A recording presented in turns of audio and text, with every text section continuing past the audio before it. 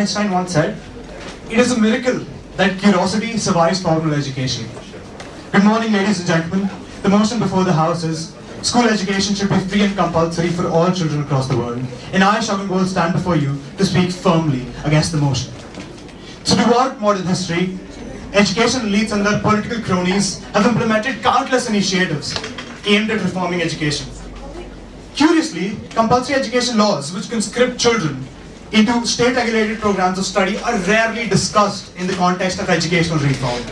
The fact is, the ostensibly benevolent nature of these laws allows demagogues to marginalize detractors and quell any attempt at serious discourse. To objectively evaluate the merits of such laws, we must fully account for all their costs. Evaluating the effects on private forms of education is a good starting point. By enforcing certification for minimum standards, the state effectively, though very subtly, dominates the private schools and makes them, in effect, extensions of the public school system. One of the best ways of regarding the problem of compulsory education is to think of almost the exact analogy in the area of the other great educational medium, the newspaper. What would we think of a proposal for the government to use the taxpayers' money to set up a nationwide chain of public newspapers and compel all people, in fact all children, to read them? What would we think furthermore of the government's outlawing all other newspapers, or indeed outlawing all newspapers that do not conform to a minimum standard of what a government commission thinks a student ought to read? Such a proposal would generally be regarded with horror, and yet this is exactly the sort of regime that the government wishes to establish in the sphere of scholastic instruction. It is also clear that providing the education to the rich and well-off is redundant and in fact detrimental to the success of such a scheme.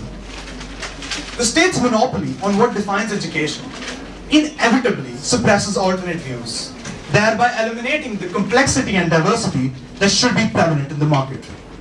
Instead, a homogeneous system is used to cater to the needs of heterogeneous society. Check another cost of compulsory education.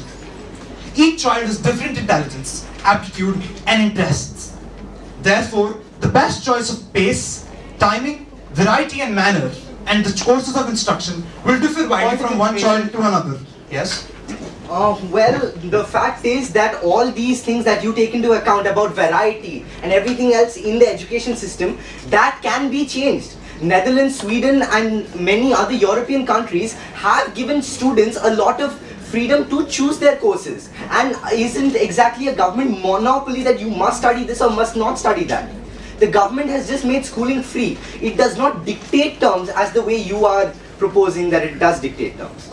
So would you agree that in a classroom there are students with different intellectual capabilities and different aptitudes? If so, then you would also agree that the teacher, if she teaches or if he or she teaches at any rate or pace, then they would be doing injustice to each and every child. Because a brighter child would have to take a slower course, and he would have to, basically dumb down his intelligence in order to be satisfied with the course. While for a student who does not have such high intellectual capabilities, it will be very hard to keep pace with the course. Which part of information? Yes. Okay, so again, in a situation like this, you have numerous systems which grade students based on their abilities.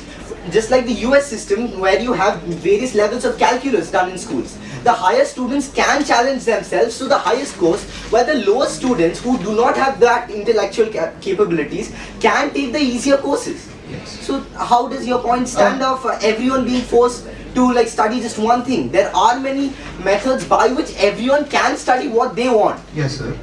Sir, but the system that you are talking about of different kinds of classes exists prevalently in the private schools, and also in the public schools it exists only in the high schools, not necessarily in the middle schools, or certainly not in the primary education systems. It is hence clear that the formal school, characterized by classes in which one teacher instructs many children, is an immensely inadequate system. Regardless of how the teacher instructs, he is doing injustice to each and every one of the children. Any schooling involves misfitting each child into a Procrustean bed of insuitable uniformity. In various countries in the past, the free and compulsory education system has also included religious indoctrination. For example, in Germany, Martin Luther's system focused on the Lutheran interpretation of the Bible. To summarize, ladies and gentlemen, mankind is naturally differentiated into many types, and to press all these types into the same mold must inevitably lead to distortions and repressions. It is no less than making children of such diverse backgrounds captives of the system. It is no less than suppressing their creativity. The whole structure of education as the natural process we have envisaged falls to pieces if we attempt to make that structure artificial.